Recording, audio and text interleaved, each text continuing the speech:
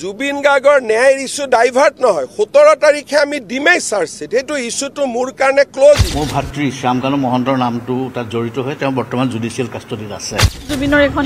ছবি গতিকে সকলোৱে মৰমেৰে চাওক এতিয়া উচিত শিক্ষা পাই জেলৰ ভিতৰত কান্দি আছে হেমকানু মহন্ত আৰু সিদ্ধাৰ্থ শৰ্মা আৰু ইহঁত দুটাৰে যিকোনো সময়ত ফাঁচীৰ শাস্তি হ'ব পাৰে আদালত আচলতে ইহঁতে এতিয়াহে কবুল কৰিলে ইহঁতে মিলি জুবিন গাৰ্গক মাৰিছিল আৰু হিমন্ত বিশ্ব শৰ্মা ডাঙৰীয়াই 17 তাৰিখে ইহঁতৰ ফাঁচীৰ শাস্তি দিব পাৰে আদালত চলক আমি বেছি কথা নবঢ়াই ডাইৰেক্ট এই ভিডিঅ'টোৰ মাধ্যমত চাই আহিম যে আচলতে হিমন্ত বিশ্ব শৰ্মা ডাঙৰীয়াই এইকেইটা কি শাস্তি দিব আদালত আৰু এতিয়া কি দৰে আছে এইকেইটা জেলৰ ভিতৰত কি দৰে কান্দি আছে তাৰপিছত আমি বিস্তাৰিত আলোচনা কৰিম ভিডিঅ' শেষত আৰু আপুনি এই চেনেলটোত নতুন হৈ থাকিলে এতিয়া চেনেলটোক সাবস্ক্ৰাইব কৰি ৰাখক আজি কিছুদিনৰ আগতে আমাৰ ষ্টাফৰ সকলোকে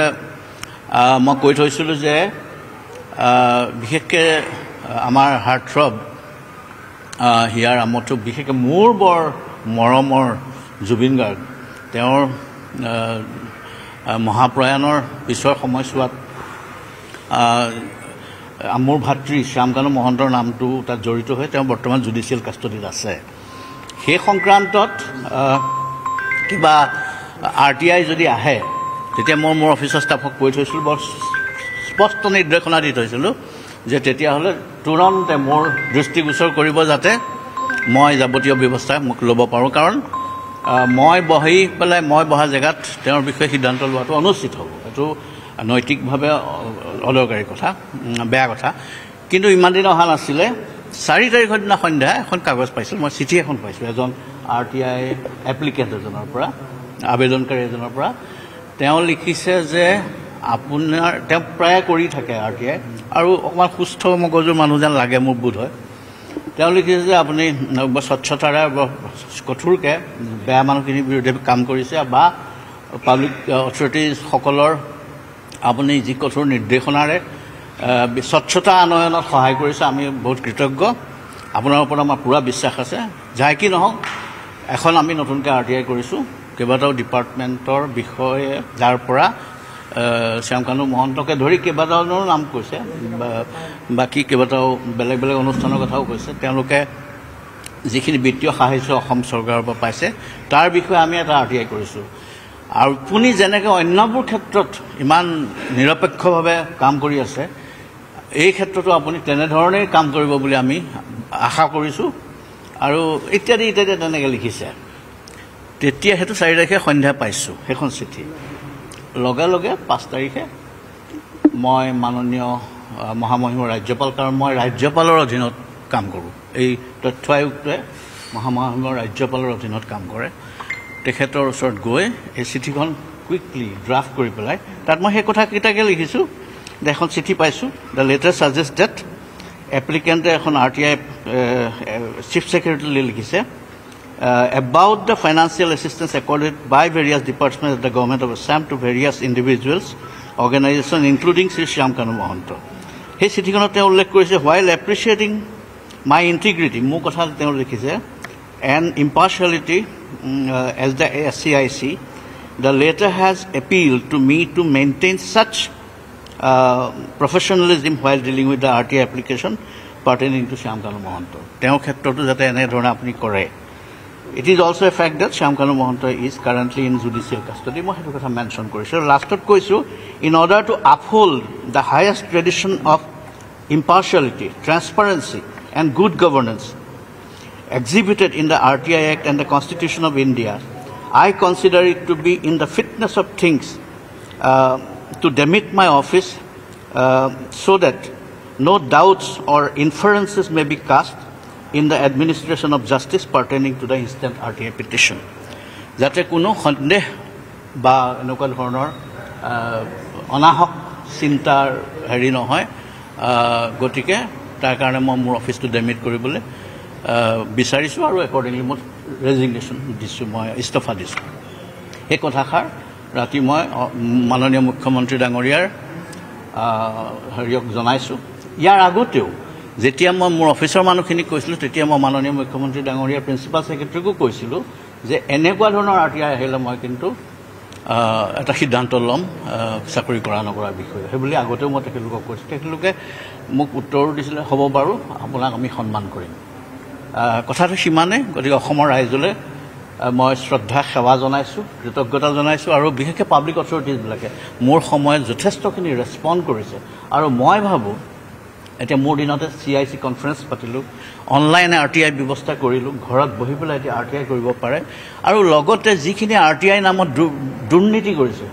এক্সটৰ্শ্যন কৰিছে পাব্লিক অথৰিটি হাৰাছমেণ্ট কৰে তেওঁলোকৰ বিৰুদ্ধেও আমি যথেষ্ট ব্যৱস্থা লৈছোঁ FIR কৰাকৈ ধৰি পেলাই বহুত কেইজনক বাৰণ কৰাকৈ ধৰি পেলাই আমি কিছুমান কাম কৰিছোঁ এনেকুৱা এটা পৰিৱেশ গঠনৰ কাৰণে চেষ্টা কৰিছোঁ যাতে অফিচবোৰত গৈ আন্দোলন কৰিবলগীয়া নহয় ঘেৰাও চেৰাও কৰিবলগীয়া নহয় RTI এটা বৰ ইম্পৰ্টেণ্ট ৱেপন এটা বৰ ডাঙৰ অস্ত্ৰ সেই পাত বিশেষকৈ গণতন্ত্ৰৰ প্ৰকৃত ৰূপায়ণৰ কাৰণে গণতান্ত্ৰিক অধিকাৰখিনি চিটিজেন্সৰ কাৰণে এইটো এটা বৰ বাহুপাত এটা অস্ত্ৰ আৰু মই মন কৰিছোঁ অসম চৰকাৰে বৰ্তমান অসম চৰকাৰে এই ক্ষেত্ৰত প্ৰকৃতাৰ্থত যথেষ্ট ভাল ব্যৱস্থা লৈছে আৰু আমাক কেতিয়াও আহুকাল দিয়া নাই আমাক বৰঞ্চ উৎসাহ জনাইছে এতিয়া বহুতে আমালৈ চিঠি লিখি থেংক ইউ জনাইছে বহুত ক্ষেত্ৰত দুৰ্নীতি কমিছে বা স্বচ্ছতাৰ আনয়নৰ ক্ষেত্ৰত আমাৰ অৰ্ডাৰৰ কাৰণে বহুতো উপকৃত হৈছে গতিকে মই সকলোলৈকে ধন্যবাদ জনাইছোঁ আৰু কেতিয়াবা কঠোৰ হৈছোঁ কেতিয়াবা খং কৰিবলগীয়া হয় গতিকে বহুতে বেয়াও পাব পাৰে তেখেতলোককো কৈছোঁ যাতে বেয়া চেপাই নাথাকিব আৰু আপোনালোক সকলোলৈকে ধন্যবাদ জনাইছোঁ থেংক ইউ জুবিন গাৰ্গৰ গোটেই তদন্তৰ বিষয়টো মই একো নকওঁ কাৰণ তদন্তটো ছাবজুডিচ বস্তু সেই বিষয়ে মই একো নকওঁ জুবিন গাৰ্গ মোৰ বৰ মৰমৰ মানুহ তেওঁ 10 জানুৱাৰীৰ দিনা আমি এটা শ্ৰীমন্ত ফাউণ্ডেশ্যন বোলা এটা অৰ্গেনাইজেশ্যন আমাৰ আছে তাৰ অধীনত আমি মূকবধিৰ আৰু অন্ধসকলৰ কাৰণে এটা বিশেষ কাম কিছুমান হাতত লৈছোঁ আৰু সিদিনা আমি ক্লাছ 9ৰ ষ্টুডেণ্টছবিলাকক আমি এডপ্ট কৰিছোঁ আৰু 22টা ল'ৰা ছোৱালীক আমি এডপ্ট কৰিছোঁ প্ৰতিটো 22টা এনেকুৱা অন্ধ আৰু মূকবধিৰ ল'ৰা ছোৱালী ঘৰলৈ মই নিজেই গৈছোঁ আৰু জুবিনেও আমাৰ লগত কলাগুৰু বুলি যিটো অনুষ্ঠান আছে তাৰ লগত একেলগে কাম কৰাৰ যথেষ্ট মন কৰিছিলে আৰু জুবিনে গোটেই ল'ৰাখিনিক লৈ গৈছে ল'ৰা ছোৱালীক মোক কৈছে ভাস্কৰদা লৈ আহক না লৈ গৈছোঁ জুবিনৰ ঘৰলৈ চবকে ভাত পানী খুৱাইছোঁ ধেমালি ধুমলা কৰোৱাইছোঁ পিছত সেই ল'ৰা ছোৱালীবোৰ আৰু বহুতোজন গুৱাহাটীৰ প্ৰথিতযশা লোকৰ মাজত জুবিনে আমাৰ এটা চেনেল এটা লঞ্চ কৰিছে সেইটো মূকবধিৰ আৰু অন্ধৰ কাৰণে আৰু সিদিনা আমি 12টা ব্যৱহৃত লেপটপ তেওঁলোকক উপহাৰ দিছোঁ ক্লাছ 9টোক আমি এডপ্ট কৰিছোঁ ক্লাছ 9ত কৰি তেওঁলোকৰ যিবোৰ কিতাপ ব্ৰেইলিত নাই সেই কিতাপবোৰ আমি অডিঅ' বুকলৈ ৰূপান্তৰ কৰিছোঁ কাণেৰে শুনা তেওঁলোকে সেই কিতাপবোৰ শুনি শুনি পঢ়িব পাৰিব গতিকে সেই লেপটপ ডিষ্ট্ৰিবিউশ্যন কৰিছোঁ সেইবোৰতো জুবিনে যথেষ্ট আমাক সহায় কৰিছে গতিকে এইবোৰ কামত আমি আগবাঢ়িছোঁ আৰু জুবিনৰ যি বিশ্বদৰ্শন বিশ্ববীক্ষণ মানুহক সহায় কৰাৰ সেইখিনি ক্ষেত্ৰত আগবঢ়াই নিবলৈ আমাৰ শ্ৰীমন্ত ফাউণ্ডেশ্যন বদ্ধপৰিকৰ আমি আগবাঢ়ি যাম আৰু ইয়াত তদন্ত প্ৰক্ৰিয়াত কি হৈছে কি নাই হোৱা এইটো লৈ পেলাই মোৰ কোনো ক'বলগীয়া নাই এই বিষয়ে এইটো এটা স্বাধীন প্ৰক্ৰিয়া এইটো নিজে চলি থাকিব থেংক ইউ আমি ক'ব বিচাৰিছোঁ যে who is Ashok Singhal who is Rajesh Jalan and who is Manoj Jalan তহঁতক এটা কথাই স্পষ্ট ভাষাৰে ক'ব বিচাৰিছোঁ যদি এই কণী আৰু এই গেলা বিলাহী তহঁতৰ গাত যদি পৰিবলৈ মন নাই ভালে ভালে জুবিন ক্ষেত্ৰৰ কিনাৰত যিসমূহ মাটি আছে দখল কৰি তহঁতে ৰাখিছ 38 বিঘা মাটি ভালে ভালে এৰি দে ভালে ভালে এৰি দিলে ভাল নহ'লে অসমীয়া যুৱ মঞ্চ হৰি পৰিব তহঁতৰ ওপৰত জমকাল দেই নন কেডেষ্ট্ৰিয়েল লেণ্ড তহঁতি কেনেকৈ কি যুক্তিত দখল কৰিলি ট্ৰাইবেল এক্টৰ মাটি কি যুক্তিত দখল কৰিলি আমি সুধিব বিচাৰিছোঁ অসম চৰকাৰক যে সৌখিনিনা শিলহাকুৰ মাটি কিমান মাটি আপুনি বেদখল কৰি মুক্ত কৰিলে কিমান বিল্ডিং ভাঙি পেলালে সেই আই মাতৃসকলে আজিও কান্দি আছে প্ৰতিবাদ জনাই আছে হাজাৰ হাজাৰ আপুনি ফৰেষ্ট লেণ্ড বুলি আপুনি বেদখল মুক্ত কৰিলে এই বনিয়াটো কিয় পৰা নাই কিয় এই বনিয়াটোৰ ওপৰত ইমান দৰত ছুপাৰ চাৰ্কাৰৰ নামত কোটি কোটি টকা হৰলাট কৰিলে আমি কিমান প্ৰতিবাদ কৰিলোঁ আজিলৈকে আপুনি এষাৰ মাত নিদিলে আকৌ আজি আপুনি এই ধুৰন্ধৰকেইটাক আপুনি আকৌ আমাৰ জুবিন আমাৰ হিয়াৰ মঠৰ জুবিন ক্ষেত্ৰৰ মাটি তেওঁলোকক আপুনি দিবলৈ ৰাজি হৈ গৈছে আপুনি গম নাপাওঁ বুলি কৈছে হা কাৰ ঘৰত কিহে ভাত খালে তালৈকে খবৰ কৰা ৰখা মুখ্যমন্ত্ৰী ডাঙৰীয়াই আজি যদি কয় যে মই গম নাপাওঁ এইটো খুব আচৰিত কথা, খুব দুখ লগা কথা মুখ্যমন্ত্ৰী ডাঙৰীয়া। আমি খুব অসমৰ জনগণে দুখ পাইছোঁ এই কথাত, কাৰণ জুবিন দাৰ কাৰণে আমাৰ হিয়ামঠৰ কাৰণে অনলি 10 বিঘা 10 বিঘা আৰু বনিয়াটোৰ কাৰণে 38 বিঘা। নকৰিব মুখ্যমন্ত্ৰী ডাঙৰীয়া তেনেকুৱা কাম, নকৰিব। আৰু এই বনিয়াকেইটা ক'ব বিচাৰিছোঁ, ভালে ভালে তহঁতি মাটি আমাৰ জুবিন ক্ষেত্ৰত চমজাই দে, অন্যথা কিন্তু অসমীয়া যুৱ মঞ্চই খেদি খেদি পিটন দিম, কিন্তু খেদি খেদি পিটন দিয়া হ'ব, মাটি এৰি দিয়া নহ'ব। জুবিন ক্ষেত্ৰৰ মাটি লোৱা মানে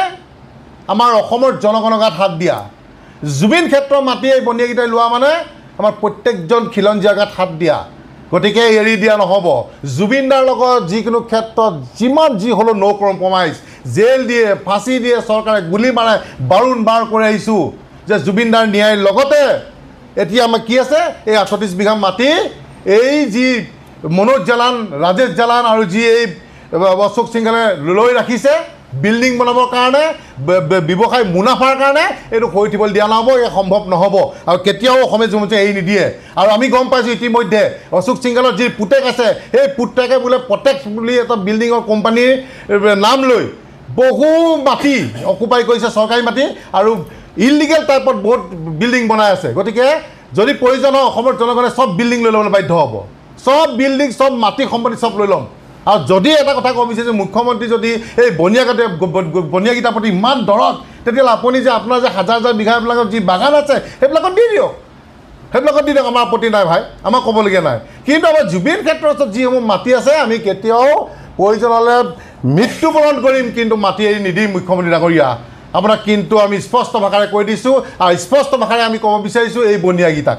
আমি আজি অসম চৰকাৰক সুধিব বিচাৰিছোঁ, কেইজন আমাৰ মন্ত্ৰী বিধায়ক আমাৰ বাহিৰৰ বনিয়াসকল বনিয়াৰ তাত আছে আমাৰ অসমৰ? গতিকে আপুনি বনিয়াক কিমান মূৰৰ ওপৰত কিয় তুলিছে ভাই, আমি বুজি পোৱা নাই। টাউনত এক টুকুৰা মাটি নাইকিয়া গ'ল, গোটেই বনিয়াই গোটেই শেষ কৰি পেলাল লৈ লৈ, সেইবিলাক আপুনি দেখা নাই। খালি আপুনি দেখি থাকে যে এই বাংলাদেশী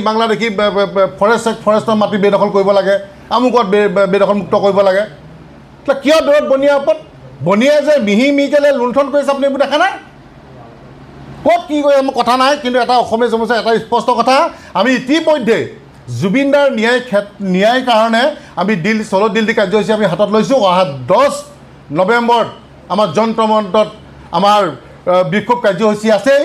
আৰু তাৰ লগতে সমান্তৰালকৈ আমি ক'ব বিচাৰিছোঁ, আমি 15 দিনৰ সময়সীমা আমি বান্ধি দিছোঁ চৰকাৰক, যে এই যি মাটি বেদখল কৰিব লাগে, যি দখল কৰি থৈছে, এই বনিয়া তিনিটাই যি দখল কৰি থৈছে, এইটো আমাৰ বেদখল মুক্ত কৰি আমাৰ জুবিন ক্ষেত্ৰত সেই মাটি দি দিব লাগে। চিধা কথা, স্পষ্ট কথা। অন্যথা কিন্তু আমি অসমীয়া যুৱ মঞ্চই কিন্তু হাত সাৱটি বহি নাথাকিম, ভয় বান্ধি কাৰ্যসূচী আমি হাতত ল'বলৈ বাধ্য হ'ম। তো যিয়ে নহওক বন্ধুসকল, আপোনালোকে ভিডিঅ'টো শেষলৈ চোৱাৰ পিছত আচলতেই বুজি পালে যে হেমকানু মহন্ত আৰু সিদ্ধাৰ্থ শৰ্মা কি শাস্তি হৈ আছে জেলৰ ভিতৰত, আৰু হিমন্ত বিশ্ব শৰ্মা ডাঙৰীয়াই কি ক'লে ইহঁত দুটাক লৈ, ভৱিষ্যতে ইহঁতৰ কি হ'ব পাৰে জেলৰ ভিতৰত। তো যিয়ে নহওক বন্ধুসকল, ভিডিঅ'টো ভাল লাগিলে এটা লাইক মাৰি চেনেলটো ছাবস্ক্ৰাইব মাৰি অৱশ্যই ভিডিঅ'টোক এটা শ্বেয়াৰ কৰি দিব। আৰু গোটেই ভিডিঅ'খন মনোযোগ সহকাৰে চোৱাৰ পিছত আপোনালোকৰ অতি মূল্যৱান মন্তব্যটো কি এইটো কমেণ্ট বক্সত জনোৱা। ধন্যবাদ।